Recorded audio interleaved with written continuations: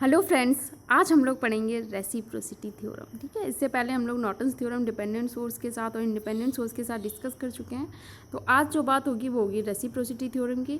हम जल्दी जल्दी अब सारी थ्योरम्स डिस्कस करेंगे क्योंकि काफ़ी टाइम जा रहा है। ठीक है, चीज़ें कम कवर हो पा रही हैं, तो हम थ्योरम्स को थोड़ा जल्दी कराएंगे, थोड़ी ज़्यादा वीडियो बनाएंगे। आप लोग देखते रहिए, जल्दी जल्दी कवर करने की कोशिश कीजिए क्योंकि गेट अब दूर नहीं। ठीक है, तो स्टार्ट करते हैं। जो रेसिप्रोसिटी थ्योरम होती है, हम इसमें डिस्कस करेंगे कि एक्चुअल में क्या होती है। ठीक है, और इसमें हम मेन चीज़ जो है वो ये डिस्कस करेंगे कि हम रेसिप्रोसिटी थ्योरम को किस किस कंडीशन में यूज़ कर सकते हैं। ठीक है, अगर रेसिप्रोसिटी थ्योरम में कुछ रहता है, अगर यूनिट रिस्पॉन्स टू एक्साइटेशन, अगर कोई यूनिट नहीं है तो हम उसे रेसिप्रोसिटी थ्योरम को अप्लाई नहीं कर सकते। ठीक है, एक से ज़्यादा डिपेंडेंट सोर्स हैं तो हम इंडिपेंडेंट सोर्स है केवल तो भी अप्लाई नहीं कर सकते। केवल एक इंडिपेंडेंट सोर्स होगा तभी हम इसको अप्लाई करें। तो सारी चीज़ें हम डिस्कस करेंगे। ठीक है, और होती क्या है रेसिप्रोसिटी थ्योरम, ये देखते हैं। और स्टार्ट करने से पहले अगर आप ठीक है वीडियो को लाइक कर दें और जो घंटी है उसको बजा दें। तो देखते हैं, रेसिप्रोसिटी थ्योरम जो होती है वो ये कहती है कि आप किसी भी सर्किट में, ठीक है, पोजीशन चेंज कर दो, रिस्पॉन्स की जगह एक्साइटेशन लगा दो और एक्साइटेशन की जगह रिस्पॉन्स लगा दो। ठीक है, तो पोजीशन चेंज करने के बाद भी जो रेशियो होगा रिस्पॉन्स का और एक्साइटेशन का वो क्या रहेगा, कांस्टेंट। यानी कि जो पहले रेशियो आया होगा excitation to response to excitation, वही बाद में आएगा जब आप उनकी पोजीशन चेंज कर दोगे। अगर ऐसा होता है तो ये जो नेटवर्क होगा आपका रेसिप्रोसिटी थ्योरम को वेरीफाई कर रहा है, सेटिस्फाई कर रहा है। ठीक है, और क्या सर्किट कैसा होना चाहिए, लीनियर बाई डायरेक्शनल। अभी आपको इससे चीज़ें नहीं समझ में आई होंगी। ठीक है, अब इसको हम क्लियर करते हैं एक न्यूमेरिकल से, एक क्वेश्चन से कि एक्चुअल में क्या कह रहा है। देखो, हमसे ये कहा है रेसिप्रोसिटी थ्योरम में कि अगर हम रिस्पॉन्स और एक्साइटेशन की पोजीशन चेंज कर दें। देखो यहाँ पर हमारा 12 वोल्ट का सोर्स है, ये क्या एक्साइटेशन। ठीक है, इसकी वजह से रिस्पॉन्स क्या है यहाँ पे आई। ठीक है, तो हमसे पूछा है इस रिस्पॉन्स, हमसे कहा है अगर हम इस रिस्पॉन्स की जगह एक्साइटेशन लगा दें, ठीक है, और एक्साइटेशन की जगह रिस्पॉन्स, यानी कि जो एक्साइटेशन यहाँ था इसको हम रिस्पॉन्स की जगह यहाँ लगा दें। ठीक, और जो रिस्पॉन्स हमें यहाँ आई आ रहा था ये कहाँ हम एक्साइटेशन यानी सोर्स की जगह लगा दें, तब भी जो रेशियो आएगा रिस्पॉन्स टू एक्साइटेशन वो सेम आएगा। ठीक है, यानी कि कांस्टेंट रहेगा, जो पहले आएगा वही बाद में आएगा। तो देखते हैं इसमें वेरीफाई करके देखते हैं ऐसा हो रहा है या नहीं। ठीक है, तो पहले तो हमारे पास ये है सर्किट, एक्साइटेशन हमारा ये लगा है, रिस्पॉन्स यहाँ आ रहा है। तो हम वैल्यू निकालते हैं एक्साइटेशन और रिस्पॉन्स की। सबसे पहले अगर यहाँ से हम रेजिस्टेंस देखें, इक्विवेलेंट रेजिस्टेंस, तो 3 और 6 किस में है, पैरेलल में। ठीक है, दोनों ब्रांच कनेक्ट है, पैरेलल में हो गए।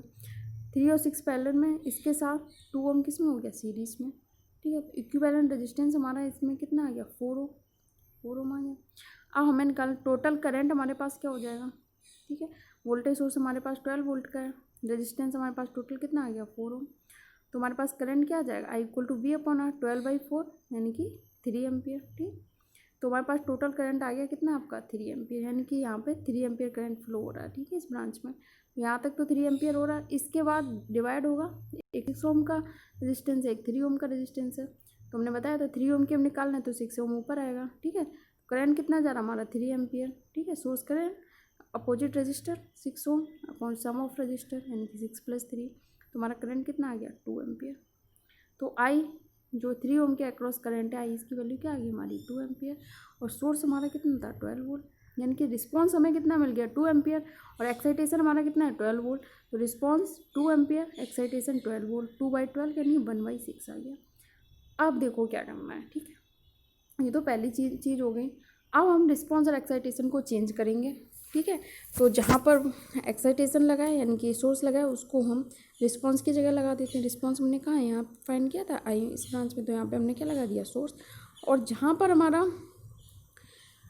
रिस्पॉन्स था, ठीक है, मतलब एक्साइटेशन था, उसकी जगह हम क्या लगा देंगे, रिस्पॉन्स। यहाँ हमारा एक्साइटेशन यहाँ पे लगा था सोर्स, तो इसकी जगह हमने क्या रिस्पॉन्स लगा दिया आई। ठीक है, अब हमने जस्ट रिवर्स कर दिया इस सर्किट का, रिस्पॉन्स की जगह एक्साइटेशन, एक्साइटेशन की जगह रिस्पॉन्स। अब हम देखेंगे क्या अब भी जो हमारा आंसर है वो कांस्टेंट आ रहा है, सेम आ रहा है। अगर सेम आ रहा है तो ठीक, अगर जो पहले आ रहा था वही सेम आ रहा है, इसका मतलब रेसिप्रोसिटी थ्योरम सेटिस्फाई कर रही है। नहीं आ रहा तो नहीं कर रही। तो देखते हैं अब यहाँ से हम देखेंगे इक्विवेलेंट रेजिस्टेंस। ठीक है, क्योंकि यहाँ पर हमने सोर्स लगाया है तो 2 और 6 किस में हो गए, पैरेलल में।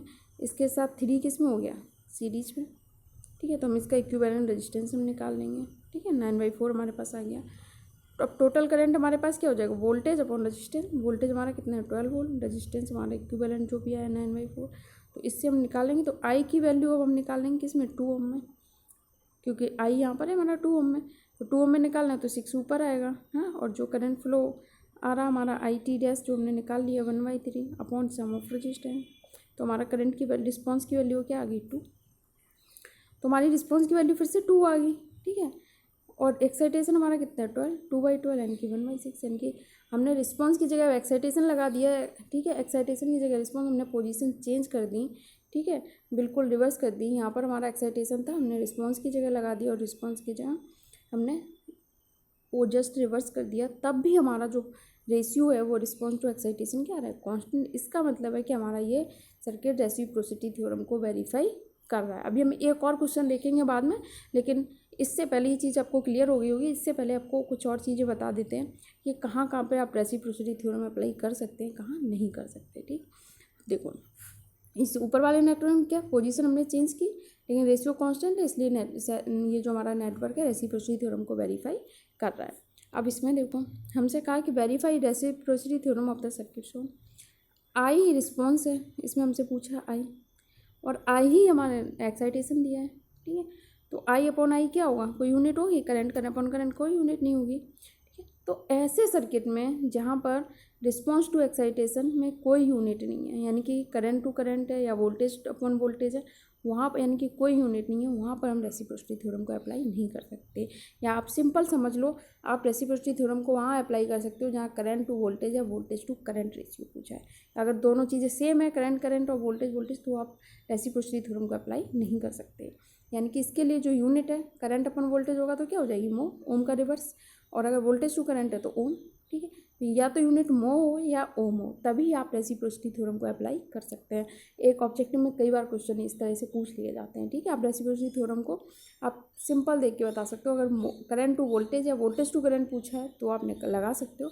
अगर करंट टू करंट या वोल्टेज टू वोल्टेज पूछा है तो आप रेसिप्रोसिटी थ्योरम को अप्लाई नहीं कर सकते, ठीक है। इन द एवम network reciprocity theorem can not be apply since unit of response to excitation no तो मो है, ठीक है, और ना ही ओम है, ठीक है। ना ओम है और ना ही मो है। क्या है यूनिट आपकी, कोई यूनिट नहीं है। करंट टू करंट आ रहा है या फिर वोल्टेज टू वोल्टेज। अब और भी कंडीशन है, देखो to apply reciprocity theorem unit of response to excitation should be either mho या ओम, मो होना चाहिए या ओम होना चाहिए। रेसिप्रोसिटी थ्योरम को अप्लाई करने के लिए एक और इम्पॉर्टेंट कंडीशन है कि जो सर्किट है उसमें केवल और केवल एक इंडिपेंडेंट सोर्स होना चाहिए, तभी तो आप उसकी पोजीशन चेंज करके निकाल लोगे, ठीक है। तो हमेशा जब भी रेसिप्रोसिटी थ्योरम अप्लाई करो तो आप देखो यहाँ वहाँ पे कितना सोर्स होना चाहिए, एक, केवल एक। देखो एक ही इंडिपेंडेंट सोर्स है ना, तो हम आप यहाँ पर अप्लाई कर सकते हो, ठीक है। ये आपकी सेकंड कंडीशन होगी, ये फर्स्ट। दोनों कंडीशन बहुत इंपॉर्टेंट है। When the network is having any dependent source reciprocity theorem can not be apply, ये भी इंपॉर्टेंट है। अगर आपको कहीं इस तरह के सोर्स दिख जाते हैं, ठीक है, वोल्टेज या current, voltage dependent voltage source या वोल्टेज डिपेंडेंट करंट सोर्स, कुछ भी करंट नोट, यानी कि कोई भी डिपेंडेंट सोर्स आपको दिख जाता है तो आप वहाँ पे रेसिप्रोसिटी थ्योरम अप्लाई नहीं करोगे, ठीक है। तो ये वाली थ्योरम हम आपको डिपेंडेंट सोर्स के लिए नहीं पढ़ाएंगे हमने अब, क्योंकि इसमें अप्लाई कर ही नहीं सकते आप, क्योंकि हमने आपको अलग अलग वीडियो बताया थेवेनिन्स थ्योरम डिपेंडेंट सोर्स के लिए, ठीक है, और नॉर्टन्स थ्योरम डिपेंडेंट सोर्स के लिए, ठीक। लेकिन रेसिप्रोसिटी थ्योरम में ऐसा केस नहीं बनेगा, ठीक है। लेकिन हम इसके बहुत एडवांस लेवल बहुत थोड़े अच्छे क्वेश्चन करवाएंगे नेक्स्ट वीडियो में, तो आप लोग जरूर देखना, एकदम आपका कॉन्सेप्ट बिल्कुल क्लियर हो जाएगा और कोई क्वेश्चन आपसे स्किप नहीं होगा, ठीक है। बहुत अच्छे जो इस तरह से क्वेश्चन आते हैं ना, ये इस टाइप के बने होते हैं, आप लोग इन्हें देख के डर जाते हो ना, तो ये वाले क्वेश्चन हम इसके नेक्स्ट वीडियो में करवाएंगे, वो वीडियो आप लोग जरूर देखना। आपके सारे क्वेश्चन क्लियर होंगे। और एक और क्वेश्चन देख लेते हैं आपकी रेसिप्रोसिटी की, मतलब बेसिक आपको समझ में आ जाएगा कि एक्चुअल में हो क्या रहा है, तो आपको बेसिक गलती नहीं होगी, ठीक है। इसके बाद थोड़े एडवांस लेवल के क्वेश्चन करेंगे, तो इससे थोड़ा सा लेवल बढ़ाएंगे और सारी चीज़ें एकदम क्लियर करते जाएंगे धीरे धीरे नेक्स्ट वीडियो में। तो इसमें देखो verified reciprocity theorem of the circuit shown, ये सर्किट आपको दिया है, आपको इसमें रेसिप्रोसिटी थ्योरम को वेरीफाई करना है। रेसिप्रोसिटी थ्योरम यानी कि आप देखो आप इसमें अप्लाई कर सकते हो, ठीक है, बिल्कुल कर सकते हो, क्योंकि आप यहाँ पे कैसे वोल्टेज टू करंट रेशियो निकाल सकते हो, ठीक है, वोल्टेज टू करंट, ठीक है, तो आप इसमें अप्लाई कर सकते हो। दूसरी चीज़ क्या है, ये देखो इंडिपेंडेंट सोर्स कितना है, एक है, ठीक है, यानी कि आप अप्लाई कर सकते हो। एक से ज़्यादा होते तो आप नहीं कर पाते, एक है, आप अप्लाई कर सकते हो। दूसरा देखो इसमें कोई डिपेंडेंट सोर्स दिख रहा है, ऐसा नहीं दिख रहा कुछ नहीं, तो आप अप्लाई कर सकते हो आराम से। अब आप इसमें अप्लाई करो, तो सबसे पहले आप जब भी रेसिप्रोसिटी थ्योरम अप्लाई करें ये चीज़ें चेक कर लें कि एक से ज़्यादा सोर्स होंगे तो आप अप्लाई नहीं कर सकते, ठीक है। वोल्टेज टू करंट या करंट टू वोल्टेज है तभी अप्लाई करोगे, करंट टू करंट या वोल्टेज टू वोल्टेज है तब आप अप्लाई नहीं कर सकते। और अगर कोई भी डिपेंडेंट सोर्स बना हुआ है तो भी आप रेसिप्रोसिटी थ्योरम को अप्लाई नहीं कर सकते। तो अब इसमें देखते हैं, तो इसमें हम निकाल लेते हैं voltage to current ratio. Current हमारा कितना है 6 एम्पियर। अब इसके अक्रॉस वोल्टेज निकालना है, यहाँ से अगर 6 एम्पियर करंट जा रहा है तो 2 रजिस्टर में डिवाइड होगा, हम आराम से निकाल सकते हैं। इसमें निकालना है वो उससे अपोजिट रजिस्टर लेंगे, तो करंट हमारा कितना है 6 एम्पियर, अपोजिट रजिस्टर कितना है 6 ओम, और सम ऑफ रेजिस्टेंस, ठीक है 6 + 3 आपका करंट आ गया 4 एम्पियर। वोल्टेज यहाँ पे आप निकाल सकते हो, रेजिस्टेंस आपको पता है तो वोल्टेज रेजिस्टेंस कितना है 3 ओम, करंट आपका ये 4 ओम, तो आपका वोल्टेज कितना हो 12 वोल्ट, और करंट आपका वोल्टेज आपका 12 है, यानी कि ये आपका रिस्पॉन्स आ गया इसमें, ठीक है। वोल्टेज आपका 12 वोल्ट, करंट कितना है 6 एम्पियर, 12/6 कितना आ गया आपका 2, ठीक है। इसी तरह से कांस्टेंट आता है, ठीक है, 12/6 रिस्पॉन्स टू एक्साइटेशन क्या आ गया कांस्टेंट 2।